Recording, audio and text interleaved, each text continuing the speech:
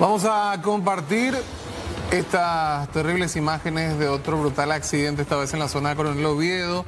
Un vehículo que salió de una calle interna y que pretendía realizar un giro a la izquierda para subir a una avenida principal, terminó impactando contra una moto que circulaba a gran velocidad. Una pareja que iba en esta motocicleta salió despedida a raíz del choque. Además, otro motociclista que estaba guardando el paso también sufrió los golpes.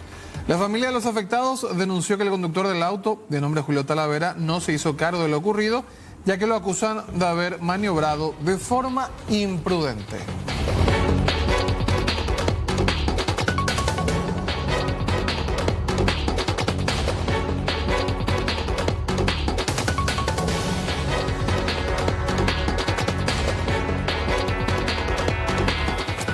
Y el ingeniero Isacio Vallejos, miembro de Cavialpa, se refirió a la multimillonaria deuda que mantiene el Estado paraguayo con las empresas constructoras.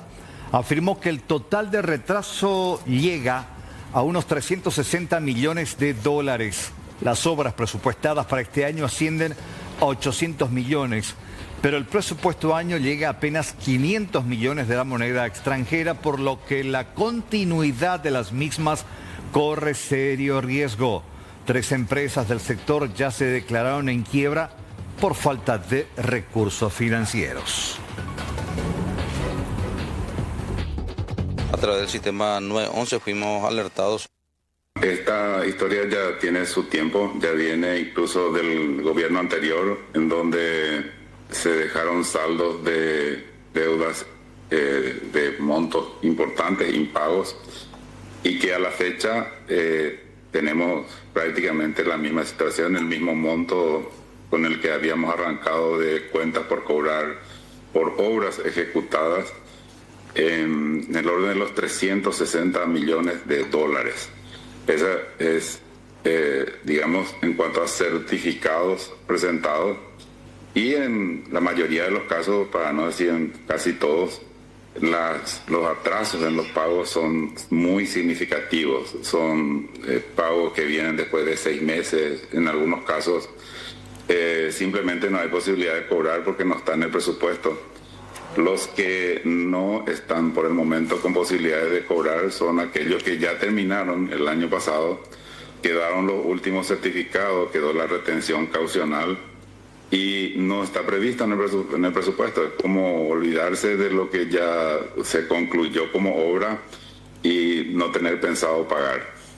A eso se suma el hecho de que el conjunto de obras licitadas, contratadas y en ejecución suman aproximadamente 800 millones de dólares a ejecutar este año. Pero el presupuesto previsto está en el orden de los 570 millones de dólares, es decir, está lejos de los 800. La situación proyectada es muy preocupante y es tal que la totalidad de las empresas constructoras, ya sea asociadas a Cavialpa o a Capaco, incluso quienes no están directamente en la construcción, pero son proveedores, aquellos que incluso proveen servicios de pólizas de seguro para las obras, están acompañando este pedido porque al final la cadena de impagos se extiende hasta el final. Todavía no llegó al nivel de que el personal no cobra, el personal sigue cobrando, pero en la medida que se agrande esta brecha, esta deuda, se hará más difícil esa situación. Hablamos ahora del caso de esta familia. Don Humberto Martínez se encadenó frente a la Fiscalía de Capiatá para exigir justicia en un caso de supuesta estafa. Él y su familia pagaron una millonaria suma por la compra de un inmueble en el barrio Kennedy de la ciudad de Capiatá. Lastimosamente, fue grande su sorpresa cuando se enteraron que todo era un engaño. Por ese sueño de tener una casa, un terrenito, fuimos a hacer todo aquello, lo que la gente sabe, a hacer lo que aquellos no quieren hacer, por ganar y sacar adelante. Fuimos a trabajar hasta no poder, por lograr el sueño de la casa.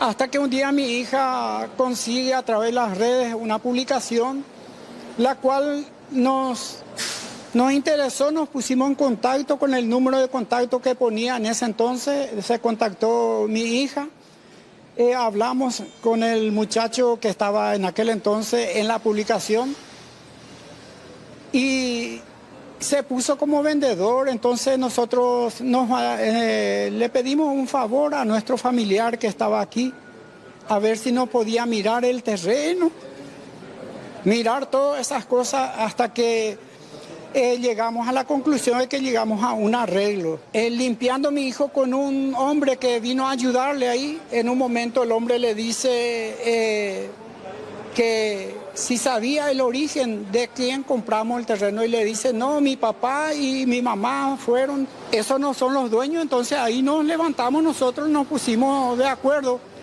hasta que yo le llamé a este muchacho con el cual siempre enviamos a nuestro familiar, le pagaba y nos daba un recibo firmado. ¿Qué pasó? Grande fue la sorpresa que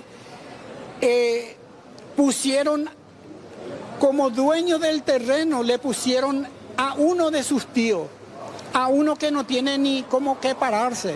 36 años que tenga que venir a pasar esto, a reclamar justicia. Nosotros lo que queremos es justicia. ¿Por qué? Porque no es fácil ir a trabajar en países ajenos para lograr lo que no logramos en nuestra tierra. Amamos nuestra tierra, pero nosotros tenemos que salir de aquí a sufrir, a pasar de todo. Y no solamente él y yo, sino que nuestros hijos, toda la familia fuimos a trabajar ahí. Y nadie se va y se sienta a trabajar. Yo en mi profesión no me voy a trabajar ahí en una oficina, me voy a trabajar ahí como burra, vamos a decir bien, eso es lo que vamos a hacer todos los paraguayos por otros países, lo que ni siquiera acá hacemos vamos a hacer en otros países para lograr lo que logramos, y que tengan que venir así los estafadores a quitarnos nuestra ganancia. Y ahí están también los abogados que nos estafaron 30 millones de guaraníes. Y no hicieron nada, no hicieron. Tuvimos que contratar otros abogados. Yo con mi presión alta a veces yo me caigo, me desvanezco. Mi hija se fue otra vez para una operación de los riñones allá, porque acá no tuvimos dinero para que ella se haga una operación. Mi otra hija sufre de ansiedad, de depresión. Por todo esto nos está causando enfermedad. Ya no tenemos más paz, tranquilidad. Nosotros seguimos luchando por el terreno porque creemos que ese terreno es nuestro. Porque nosotros no le hemos robado a nadie. Nosotros fuimos a sacrificarnos para tener, para obtener. Y todavía seguimos trabajando porque es nuestro. Y hay un Dios grande que se va a encargar de todo esto.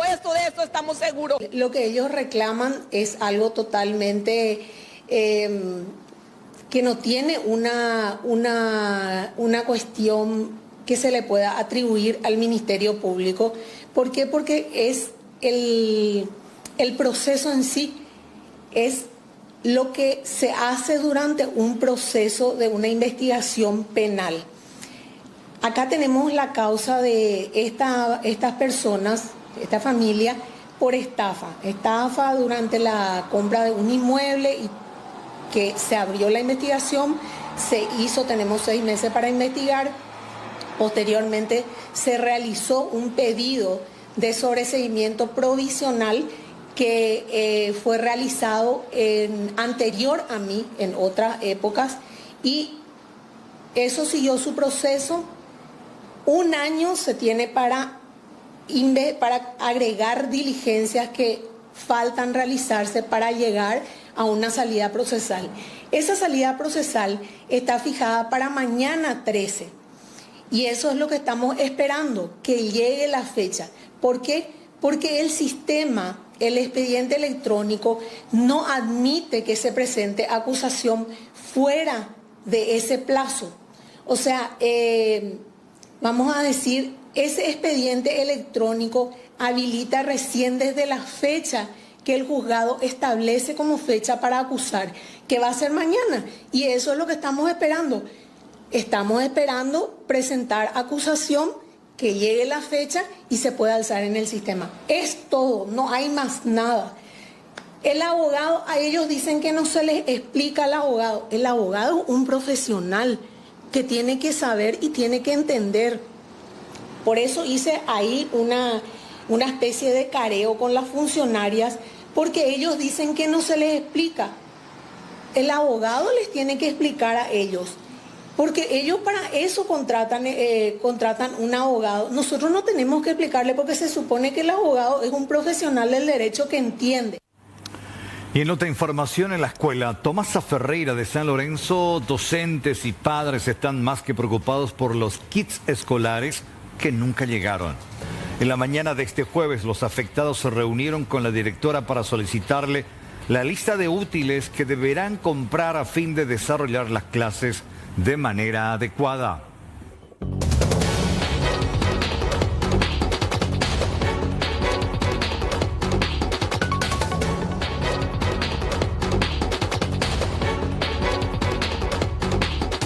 No podemos emitir una lista de útiles hasta recibir los kits escolares.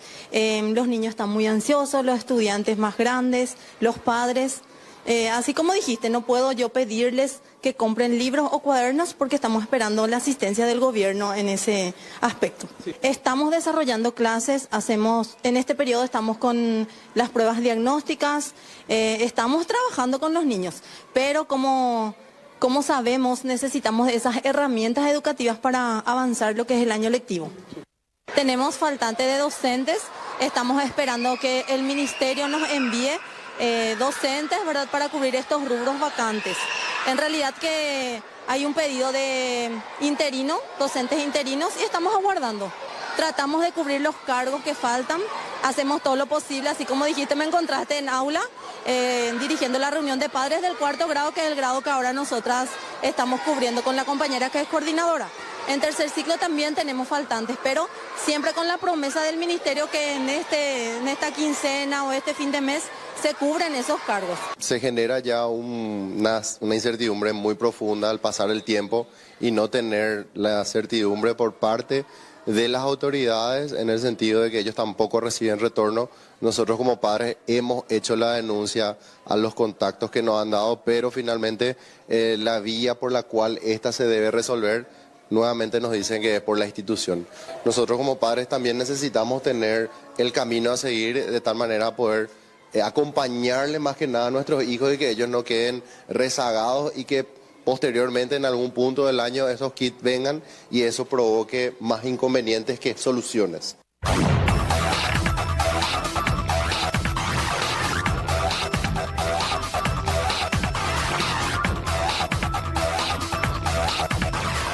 Saludamos ahora a nuestro compañero Joel López con lo más destacado del este del país. Joel, ¿qué tal? ¿Cómo estás? Juan, ¿qué tal? Saludos a nuestros televidentes. Y justamente para hablar de estos dos delincuentes que fueron perseguidos por varios kilómetros para finalmente ser capturados por la Policía Nacional. Estos sujetos se estaban manipulando, intentando ingresar a un local comercial. El propietario se percata, da aviso a la Policía Nacional y allí se genera la persecución. Ya prácticamente en la zona del microcentro, desde el área 1 del microcentro de Ciudad del Este, huyeron de la policía hasta que finalmente fueron reducidos. Ellos fueron identificados como Anderson Paredes Martínez, de 25 años, registra 4 antecedentes, y Juan Manuel Borja Galeano, de 31 años, también con antecedentes por la violación de la ley 1340.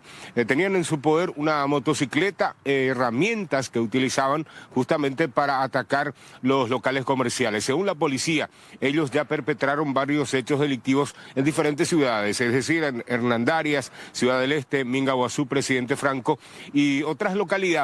Incluso las imágenes del circuito cerrado de los locales afectados están siendo comparadas. Vamos a escuchar lo que decía la Policía Nacional. A través del sistema 911 fuimos alertados sobre 2 personas de género masculino que se desplazaban a bordo de una motocicleta que intentaron romper el vidrio de un local. Fue así que el dueño se percató, dio rápidamente aviso al sistema 911 y de ahí se inició la alerta a todos los corresponsales. El personal patrullero rápidamente acudió al lugar y en ese momento divisaron a estas 2 personas darse a una fuga. Se inició una persecución, se dio alerta nuevamente a través del sistema 911. La persecución se inició del Club Social Área 1, inmediación del Club Social Área 1, se extendió por varios kilómetros, también con la ayuda de otros compañeros de trabajo como ser Lince Motorizada, el grupo de la GEO y también la comisaría primera, se pudo lograr reducir a estos sujetos quienes se cayeron de su vehículo ahí en zona de Parque Chino. Comisario, ¿estas dos personas registran antecedentes que saben de ello? Efectivamente, el que estaba al mando de la motocicleta, Juan Manuel Borja, tiene antecedentes por ley 1340 con arresto domiciliario, quiero decir con restricciones horarias, y el que estaba como acompañante, Anderson Joel Paredes, con varios antecedentes como ser robo agravado, hurto agravado, con arresto domiciliario. Esta persona que estaba como acompañante llevaba puesto una mochila a la espalda, en ese tenía un martillo de hierro y un cuchillo que presumimos él la utilizaba para romper los vidrios, ¿verdad? Comisario, no solamente aparentemente operaban acá, sino en diferentes barrios de Ciudad del Este. Efectivamente, dialogando con ellos, libre y voluntariamente manifestaron que efectivamente días anteriores protagonizaron dos hechos acá en la jurisdicción. Uno de ellos rompieron el vidrio, pero no pudieron hurtar nada. Y en otro local, efectivamente, rompieron y sacaron dos televisores que posteriormente, según ellos, ¿verdad?, lo redujeron a la zona de Remancito. Bueno, de atención a esta información, justamente 2 ciudadanos brasileños y un menor de edad de nacionalidad paraguaya fueron detenidos, justamente sindicados de alquilar las famosas choperas para eventos, y supuestamente ellos ofrecían en redes sociales antes de realizar justamente el alquiler de estas máquinas. Cuando ya tienen compradores, supuestamente alquilan también una casa quinta y allí reciben o solicitan estas máquinas para posteriormente ya comercializar. Hay 10 empresas afectadas, 15 máquinas ya vendidas por estas 3 personas, quienes finalmente fueron detenidas. Inicialmente operaron en la zona de Villa Elisa, posteriormente se trasladaron a la capital departamental aquí en Alto Paraná, y bueno, hay una investigación abierta. Nos decían de que 7 son víctimas de la zona de Presidente Franco. De esta manera operaban estas 3 personas. Vamos a escuchar lo que decía justamente el subjefe del Departamento de Investigaciones de la Policía Nacional. Procedimos a la aprehensión de Wanderley Carneiro de Oliveira, brasilero, 58 años de edad, y de Brian Barros Mariano, brasilero, soltero, 28 años de edad. También está un adolescente infractor que por razones obvias no puedo dar el nombre, quiero que me disculpen. Esto fue dentro de una causa de varias denuncias que están ocurriendo ya. Esto empezó en la ciudad de Villa Elisa, en el área central.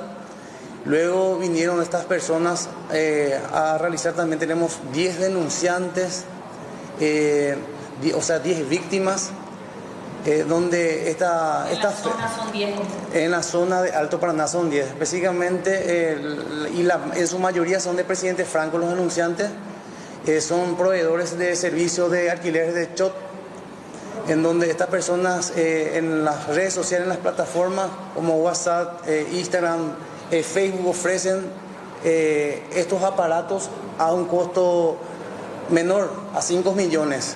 Una vez que ellos tienen un potable comprador, ellos solicitan a estos proveedores de este servicio de alquiler, luego lo bajan y ya en un intervalo de 1 hora hacen, no sé cómo lo tipificaría la Fiscalía, como lesión de confianza, etapa apropiación. Previamente, el trabajo previo de esta era alquilar un lugar, ya sea una quinta o una casa, diciendo que iban a tener un evento.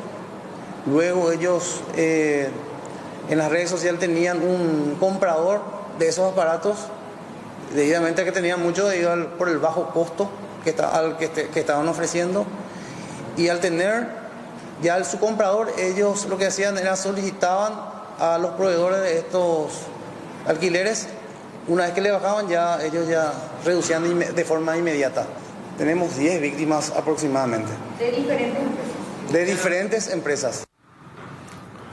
Bueno, y finalmente fueron identificados y detenidos. Justamente el menor de edad, el de 15 años, era la carnada, el que recibía justamente estas máquinas en el local de evento. Era la única cara que veían justamente las víctimas. Y bueno, finalmente él fue capturado y también dio los nombres de estas 2 personas de nacionalidad brasileña que estaban operando de esta manera.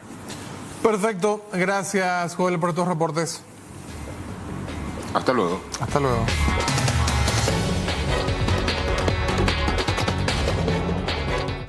Bueno, llegaron las nuevas hierbas compuestas de pajarito. Sí, señor. ¿Sí? Riquísima la hierba de pajarito. Riquísimo. Estas compuestas que vinieron a darle sabor a nuestros días y a nuestra vida. Bueno, te cuento, tenés que probar la frescura de las nuevas hierbas. Tenés menta y boldo, que es la que siempre elegimos acá. Menta burrito cedrón y menta limón. Esto es espectacular para el mate, por ejemplo. Sí, señor. Menta limón. Refrescate con el sabor que se reinventa. Yerba mate pajarito compuesta. Conseguí la tuya en tu comercio más cercano.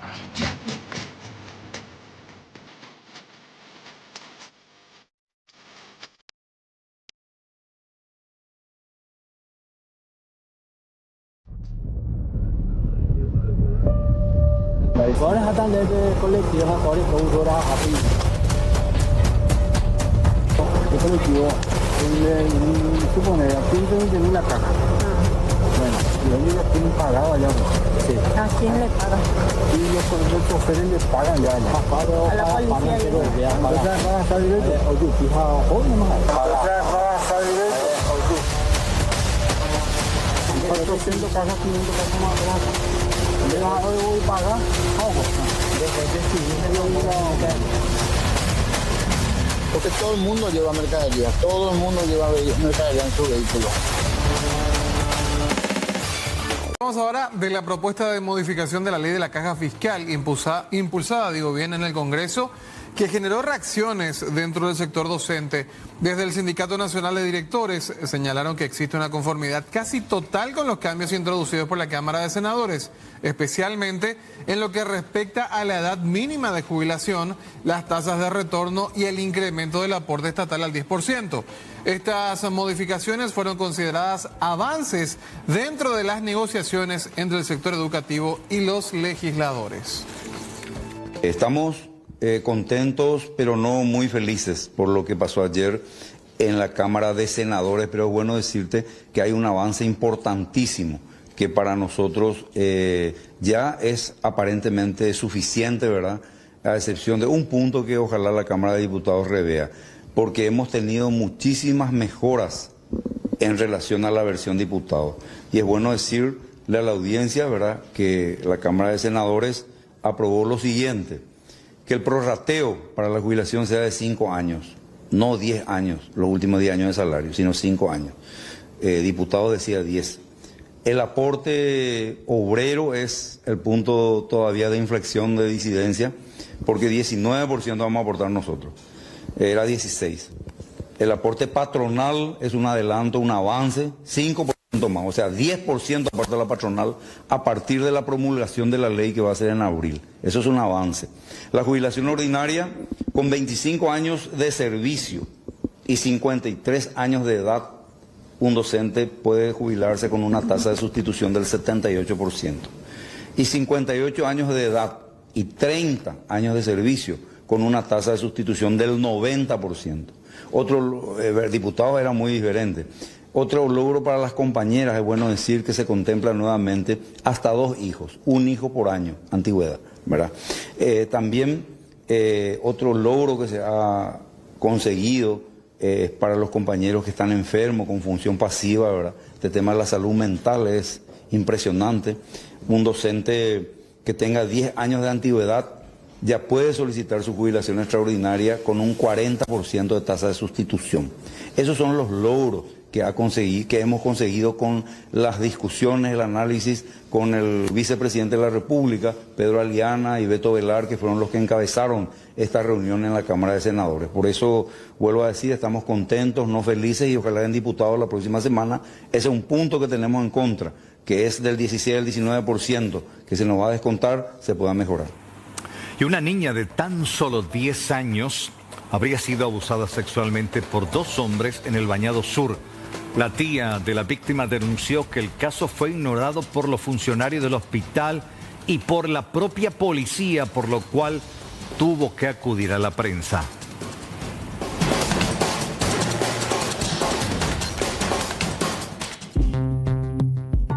Indignada, La tía de una niña de 10 años denunció el supuesto poco interés y la casi nula atención recibida en el Hospital General de Barrio Obrero ante una grave denuncia de abuso sexual contra su sobrina de solo 10 años de edad. La niña habría sido abusada sexualmente en un yuyal por 2 hombres en la zona de Cateura, Bañado Sur. Fue a la mañana, son las 9, las 10 de la mañana fue que se fue a comprar ella en el almacén para el almuerzo.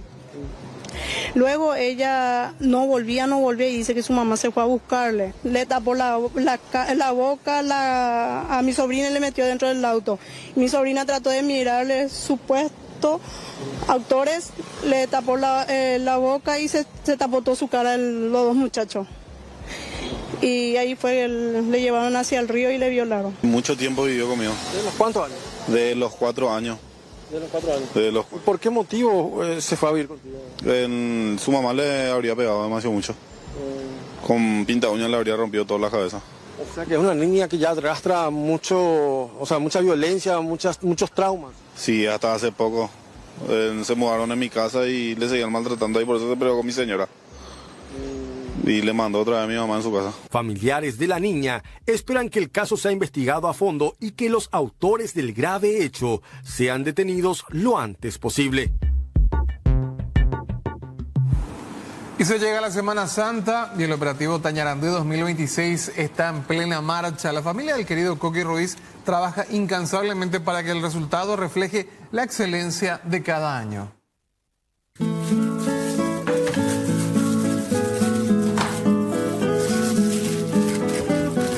Sonidos, colores, ideas se van tejiendo bajo el techo del taller de la familia Ruiz. Manos artesanas dan forma a lo que finalmente será ubicado en el Camino de la Dolorosa y en la Barraca.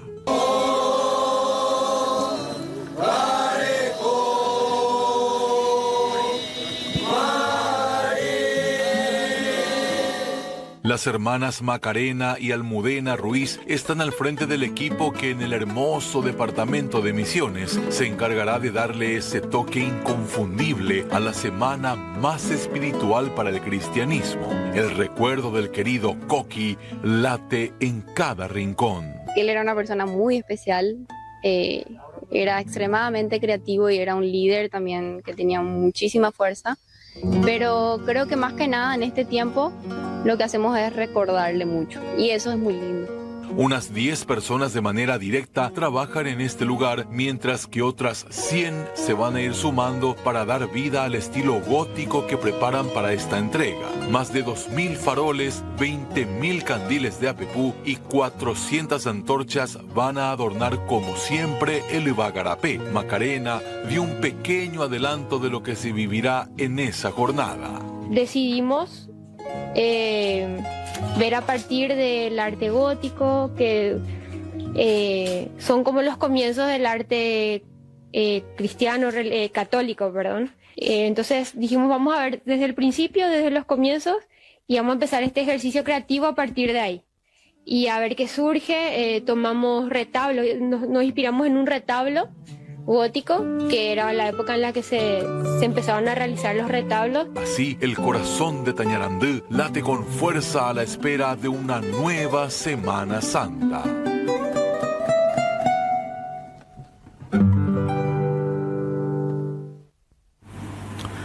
Vamos hacia el norte con la información a casi 3 semanas del secuestro del hombre en el departamento de Canindeyú. Su familia volvió a clamar públicamente por algún tipo de comunicación de parte de los captores. Dolly Jiménez, esposa de Almir, pidió al menos una prueba de vida que le permita saber si está con vida y planteó incluso que los secuestradores pudieron haberse equivocado de objetivo, ya que ellos son personas pobres y sin conflicto con nadie. Piden que al menos envíen un mensaje o un audio para saber si está o no vivo.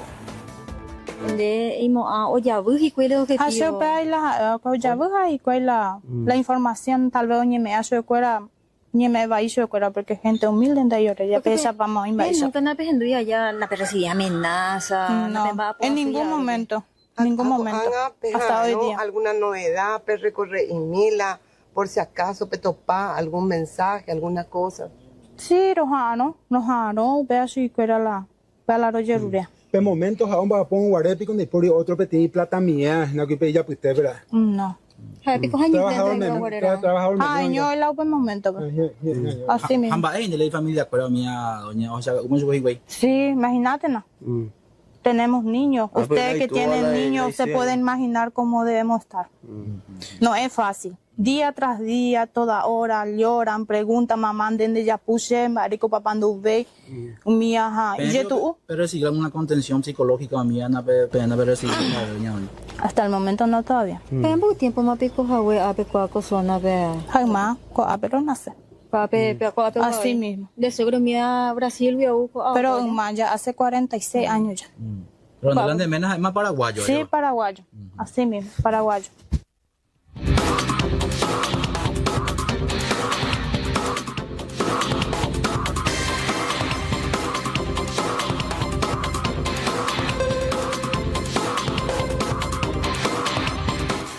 Hablamos ahora de un accidente en el sur del país y el pasajero del ómnibus que protagonizó el accidente, el vuelco y muerte del conductor de la camioneta involucrada en la noche del domingo, relata el difícil momento posterior a este choque frontal en la unidad en la que se trasladaban. Primer impacto, yo pensé que primero era un golpe a la rueda que hizo que se desinflara. Pero cuando ya sentía que se estaba yendo, o sea, inclinando el colectivo hacia la derecha, yo me aferré con todas mis fuerzas al asiento de adelante. Y cuando ya sentía que el colectivo ya estaba totalmente hacia el lado derecho del vuelco, ya me dejé caer. Y al dejarme caer, yo golpeé mi espalda contra la divisoria de ambos cristales. Y tengo un moretón que de punta a punta en la parte de mi espalda. Y al salir ya notábamos que el colectivo ya estaba totalmente destrozado del lado izquierdo de la parte frontal del parachoque. Y el conductor ya estaba todavía estaba consciente en el momento del choque, pero con la pierna totalmente ensangrentada y un poco deformada por el tema de la fractura.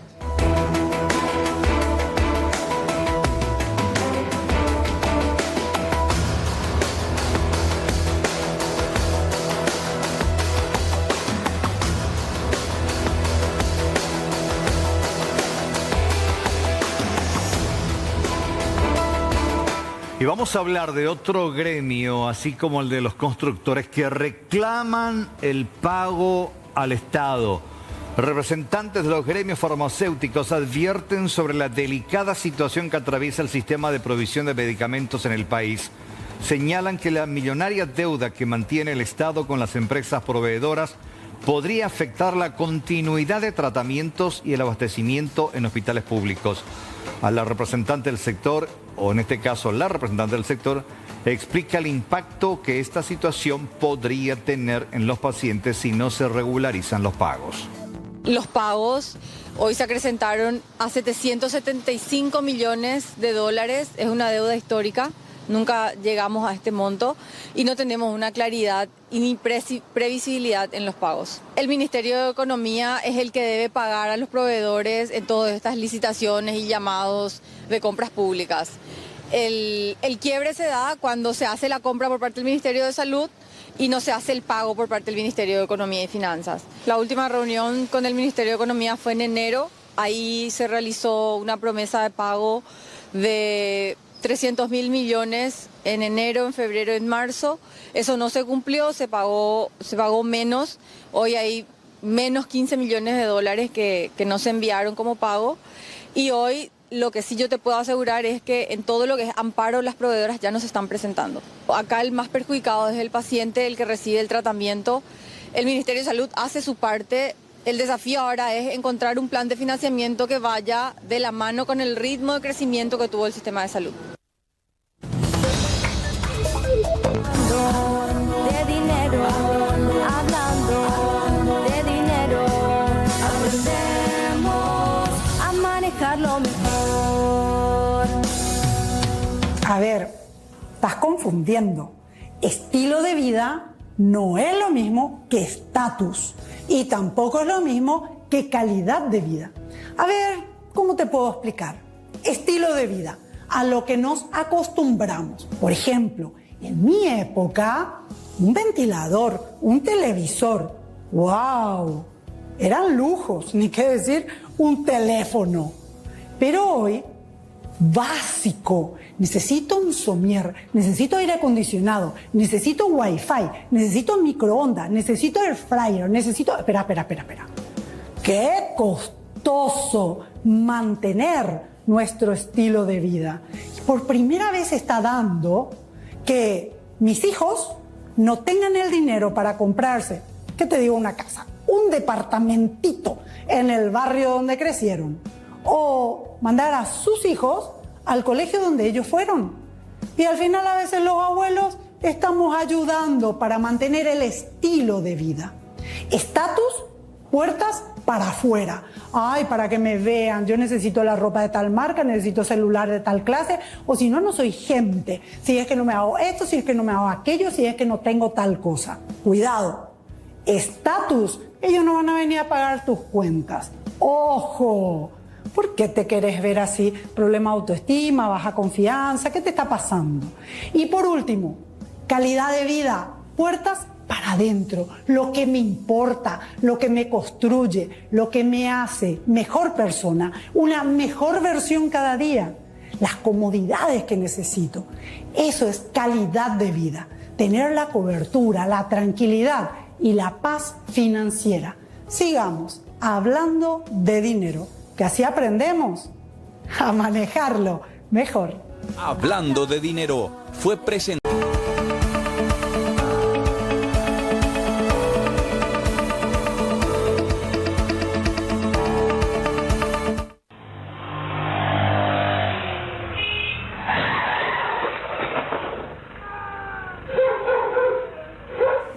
Terrible y trágico este accidente. Joven de 23 años, identificada como Yanaina Arias Mareco, perdió la vida tras chocar contra este vehículo.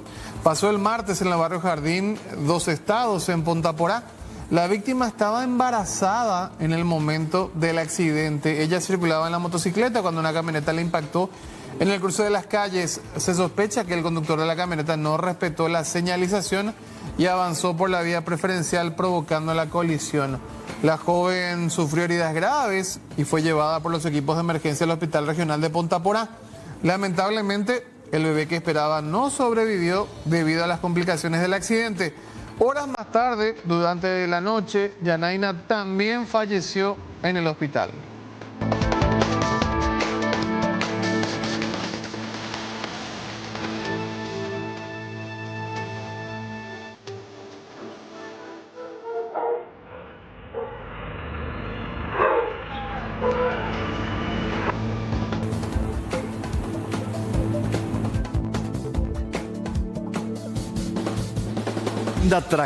Tremenda tragedia vial que dejó como víctima fatal a una menor de edad de 13 años que iba a bordo de una motocicleta y fue embestida por un camión Scania que circulaba sobre la ruta. Ya no se percató, salió literalmente frente a este camión de gran porte y fíjense de qué manera ella termina siendo arrollada. Se registró en el departamento de Canindeyú. De acuerdo al informe policial, el conductor del camión manifestó que se desplazaba con dirección a la ciudad de Curuguatú y al alcanzar el kilómetro 303, la motocicleta le habría salido al paso de manera imprevista y se nota. Evidentemente no calculó ella, tenía 13 años. Está prohibido conducir a esa edad. Fíjense, le salió y obviamente el camión ya no tuvo mucho tiempo de cambiar de rumbo. De hecho, tenía en el otro carril otro camión de gran porte también. Tragedia en la zona de Canindeyú.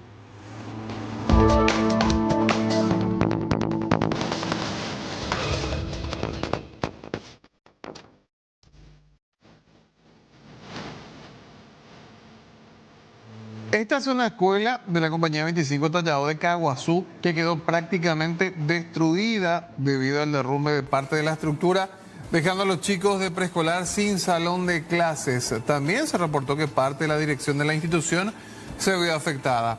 Califican el hecho como una desgracia con suerte, ya que al momento de la caída de la estructura no había personas dentro.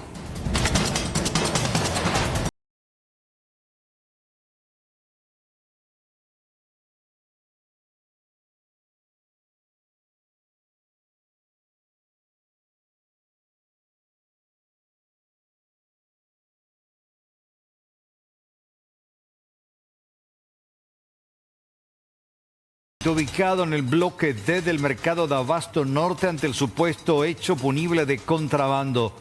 Se incautaron de una importante carga de productos que no contaban con el respaldo documental legal. Los intervinientes hallaron productos de origen extranjero, presuntamente argentinos, distribuidos de la siguiente manera: 57 cajas de tomate de madera con diversas denominaciones, totalizando aproximadamente 1.140 kilogramos. Además, 62 bolsas de cebolla color rojo con las inscripciones "Vamos que vamos" y cebollas argentinas con un peso estimado de 1.240 kilogramos. Igualmente se incautaron de 5 bolsas de papa color blanco con la descripción "Don Marcelo". De acuerdo con las estimaciones preliminares, el valor de las mercaderías incautadas asciende a 20.500.000 guaraníes. Un hombre de 29 años fue detenido en la ciudad de San Lorenzo mientras se encontraba al mando de una camioneta de alta gama. Al ser verificado, actuó con prepotencia alegando ser funcionario del Ministerio del Interior, y al realizar el control del vehículo se pudo constatar de que estaba denunciado como robado desde el mes de octubre en la República Federativa de Brasil, y además contaba con una chapa clonada. El señor Nicolás Méndez, que está a cargo del vehículo, el poseedor, justamente al solicitarle su documento de identidad, él no puso resistencia, pero él mencionó ser funcionario público, y una vez requerido los documentos del vehículo, empezó a poner, no puso también resistencia, pues fue prepotente con el personal. La chapa apócrifa sí le pertenece a un vehículo similar a ese, pero con diferente chasis, ¿verdad? Tal vez el dueño hasta ahora no va a saber que su chapa es falsificada. Ese vehículo fue robado en Brasil el 5 de octubre de 2024 o 2025 fue robado. Ellos directamente clonan esa chapa y ponen para luego clonar y adulterar el número de chasis para que sean idénticos, ¿verdad? Así como dicen, hacen sus gemelos. Hay varias organizaciones criminales que se dedican al tráfico de vehículos internacional, ¿verdad? Una vez que traigan, ya sea acá de Brasil o Argentina, ellos traen acá y tienen su organización ya, una esquema ya bien organizada, ¿verdad? Ahí el que tiene el contacto para vender, otros que clonan el vehículo, consiguen la chapa, y así sucesivamente.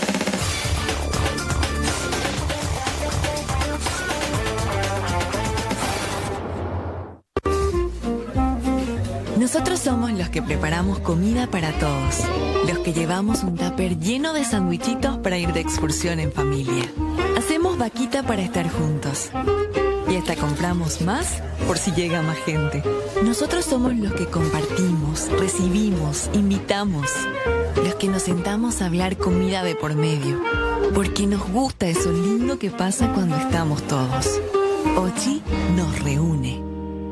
Es un golazo que tus compras te lleven a la copa. Comprando. El cuerpo sin vida de un hombre fue encontrado en la mañana de este miércoles en la zona denominada Sitio 40, a unos 2.500 metros de la ruta PI-07, jurisdicción del distrito de Ñacundaú, departamento del Alto Paraná. La víctima fue identificada como Diego Colensey Torres, 33 años, quien fue hallado tendido al costado de una motocicleta Star 200 con múltiples heridas producidas por disparos de arma de fuego. De acuerdo con el informe preliminar, el hallazgo se produjo tras una alerta al sistema de emergencia 911, acudiendo al lugar agentes de la subcomisaría 33 de Puerto Paranambu. por el sistema de base 3 a la subcomisaría 33 para Paranambú, distrito de Ñacundaí, el hallazgo de este sujeto al costado del camino vecinal a unos 2.500 metros antes de llegar a la ruta número 7, con disparo presumiblemente de escopeta en la cabeza. Preferentemente en la cabeza tenía esos disparos. Según el médico forense, sí, en la cabeza tuvo el impacto de los proyectiles de la escopeta. ¿El hallazgo cómo se da? ¿Cómo estaba el cuerpo? ¿Estaba al lado aparentemente una motocicleta también? Sí, una motocicleta estar de color rojo. Por las imágenes te das cuenta que es una colonia rural, lugar de tierra, y la moto y el cuerpo al costado de dicha motocicleta. Un transeúnte que pasaba eso a las 5 comunicó referente al dicho sujeto que estaba al costado de la ruta tendido.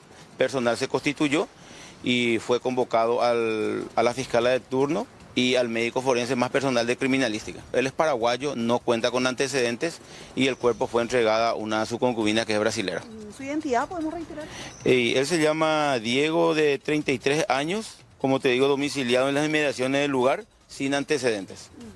Bueno, ¿qué se presume habría pasado? ¿Hay alguna algo que pueda llevar a los autores, comisario? Se está investigando, 3 hipótesis estamos manejando y uno lo que está teniendo fuerza es referente a conflicto de tierra y de la zona, ya que es el lugar de asentamiento. Y se investiga la muerte de un obrero ocurrido en una casa quinta de Mariano Roque Alonso. De acuerdo con los primeros datos, la víctima estaba trabajando sola en el lugar cuando en un momento dado habría caído dentro de la piscina de la propiedad. El dueño de la casa quinta llegó posteriormente hasta el sitio y se encontró con el trabajador ya sin signos de vida dentro del agua. Tras encontrarlo, el hecho fue comunicado a agentes de la Policía Nacional que acudieron hasta la vivienda para realizar las primeras averiguaciones. Los intervinientes presumen que el fallecimiento se habría producido por ahogamiento, aunque las circunstancias exactas de cómo ocurrió la caída aún no están del todo claras. Nos informó a través del sistema 911 un caso de supuesto ahogamiento en zona Barrio San Jorge de la ciudad de Mariano Roque Alonso, por lo cual nos constituimos ya encontrando a un señor de avanzada edad, 64 años, ya sin signo de vida. ¿Estaba en la piscina? En la piscina, boca abajo. Estaba desempeñando trabajo de albañilería, una casa quinta que se estaba construyendo. Estaba haciendo un trabajo en una altura considerable, aparentemente. Sí, una media altura. ¿Él estaba sobre la escalera? Tenía una escalera metálica que al llegar nosotros ya encontramos en el suelo. Ahora, oficial, ¿qué manifestaron los dueños de la casa? El dueño de la... no es una casa, en realidad es una quinta que se estaba construyendo. El difunto estaba prestando su servicio de albañilería, construyendo una muralla al lado de una piscina. ¿Habían otras personas en la casa? No, el único. Él estaba solo. Sí. ¿Quién dio aviso? ¿Quién encontró entonces? El dueño del local. Cuando se fue a revisar ya en aproximadamente las 17 horas ya le encontró sin signo de vida. Con respecto a los restos de la persona que se dispuso. Se dispuso la entrega del cuerpo al hijo del señor fallecido, el cual la fiscal dispuso su causa de muerte por infarto.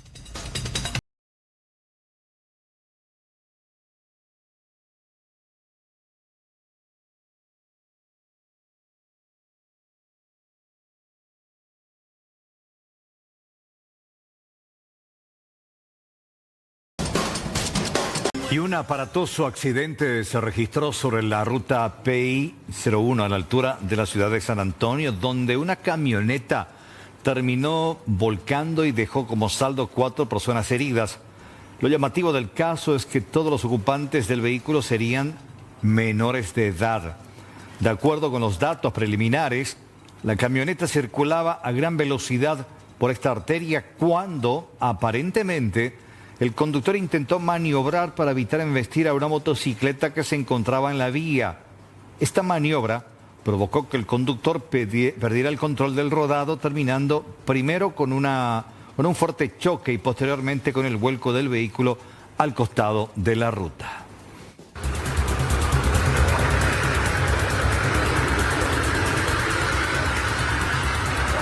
De acuerdo con los datos preliminares, la camioneta circulaba a gran velocidad por esta arteria, cuando aparentemente el conductor intentó maniobrar para evitar embestir a un motociclista que se encontraba en la vía. Esta maniobra provocó que el conductor perdiera el control del rodado, terminando primero con un fuerte choque y posteriormente el vuelco del vehículo al costado de la ruta.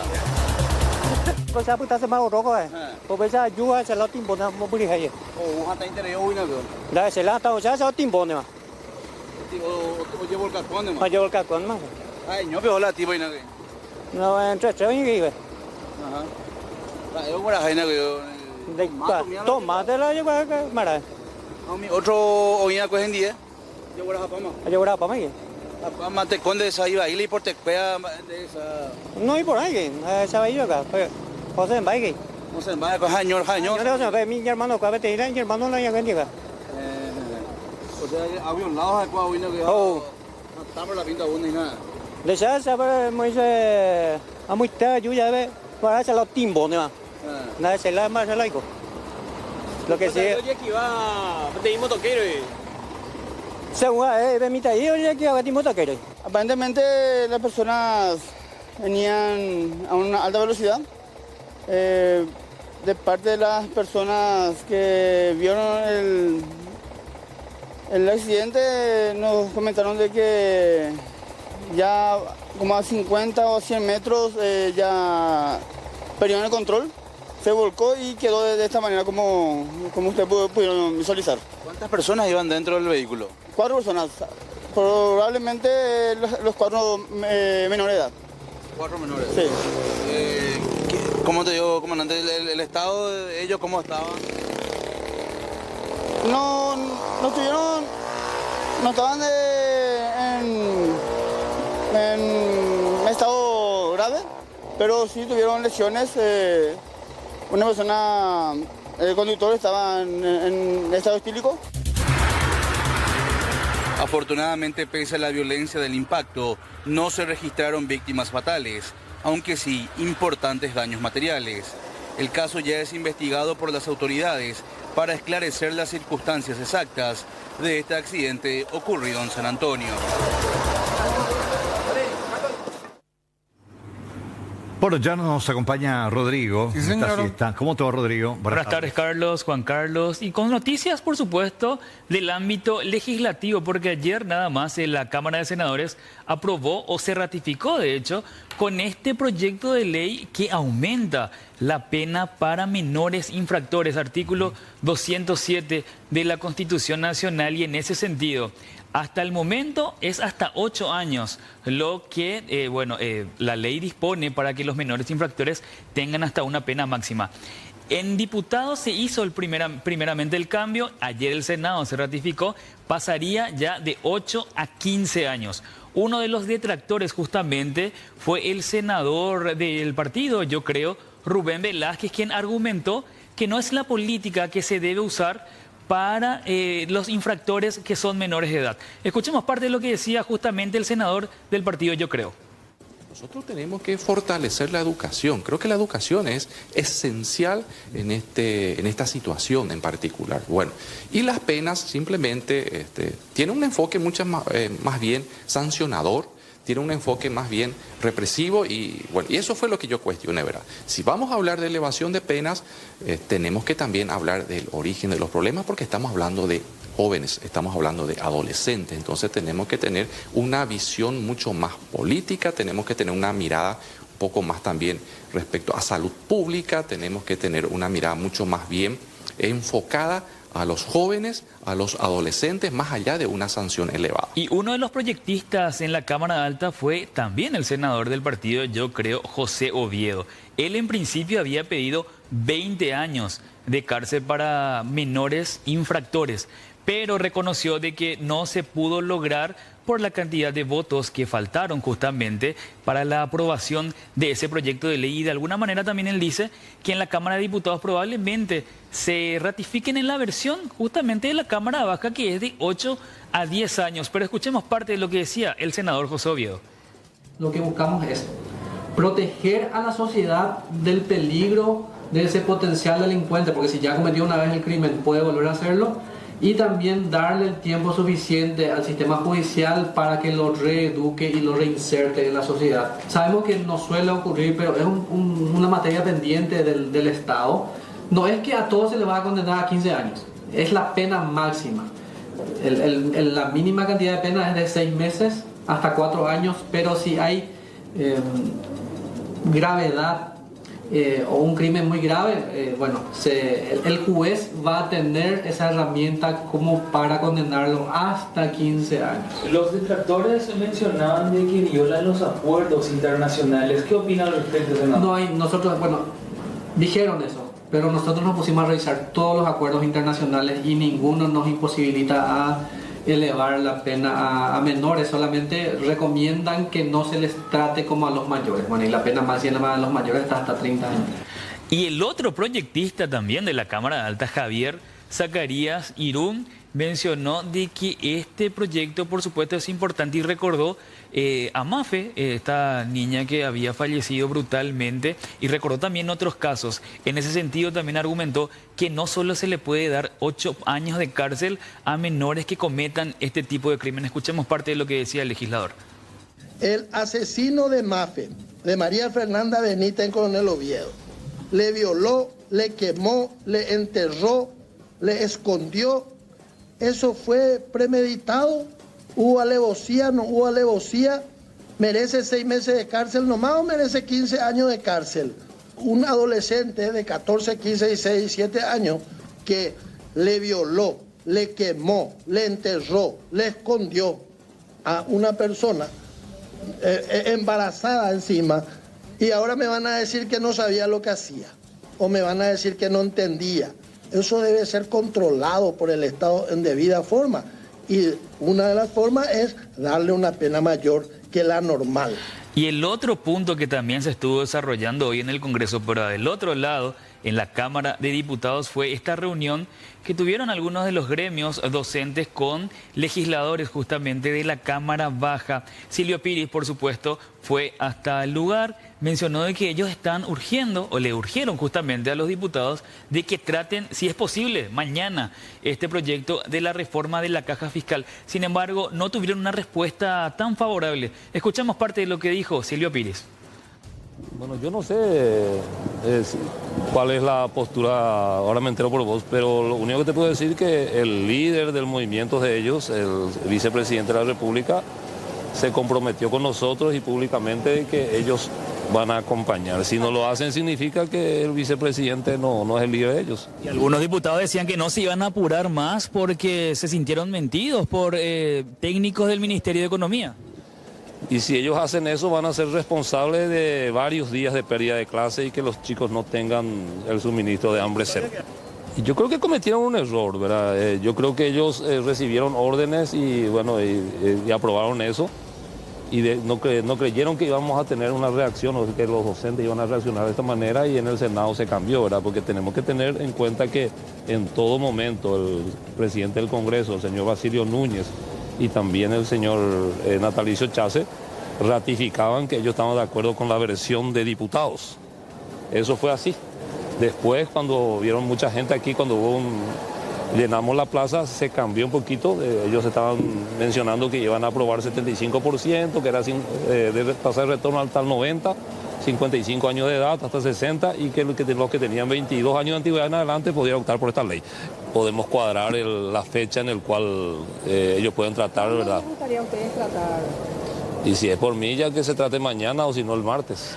Y el presidente de la Cámara Baja, Raúl Latorre, dijo que habrá un circuito de reuniones para que de alguna manera se puedan cohesionar algunas de las opciones que están planteando el gremio docente.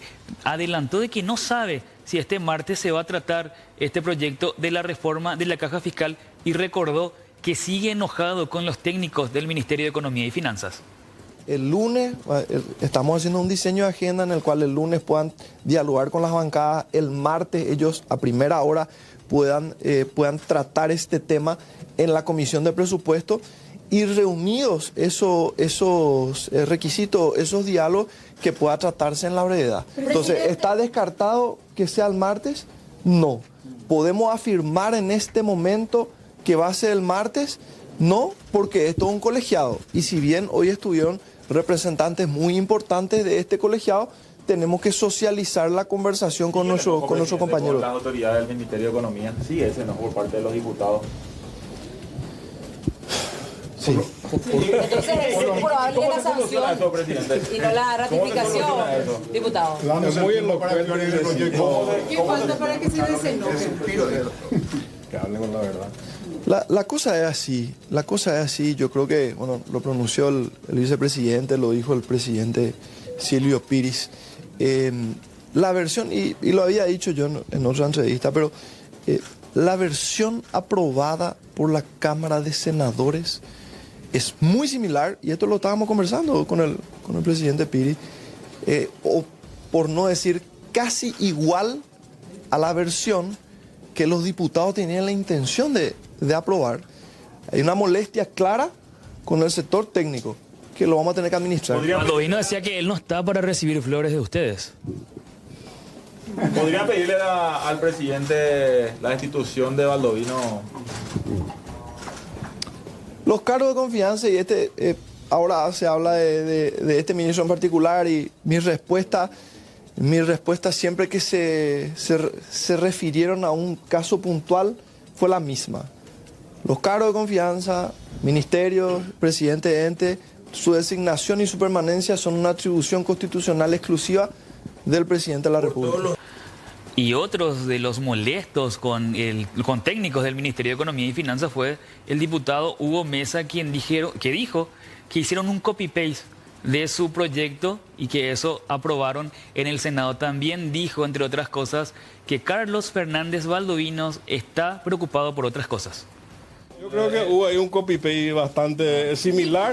Yo debo de reconocer que la única diferencia, y es importante porque acaba de reconocer los gremios, es de que el Estado se va a hacer cargo por primera vez de una suma que es el 10% de un aporte estatal. Y para mí eso es demasiado significativo. Y no hay que tener miedo en pedir disculpas. Nos equivocamos, nos mintieron y esa es la verdad. Y si ustedes me preguntan a Baldovino, yo creo que él está más interesado en la sesión del Banco Mundial o del BID. Y en eso está, y seguramente ese es su interés. Hay una predisposición, hay diálogo, la presencia de los gremios es importante esta mañana. Nuestra presencia acá de la mesa directiva de los líderes de bancada ratifica de que hay un proceso nuevamente de enamoramiento para poder reconquistar la confianza, el afecto de mucha gente que nosotros apreciamos mucho. Y mira quién le habla, siempre fue un defensor de los docentes. Los distintos departamentos, diputados. Claro que hay un daño importante, y ese daño y unos cuantos. Y a la espera de que haya una fecha para que se trate esta reforma de la caja fiscal, el gremio docente ya adelantó que el martes habrá nuevamente movilización. Estas son algunas de las noticias en el Poder Legislativo.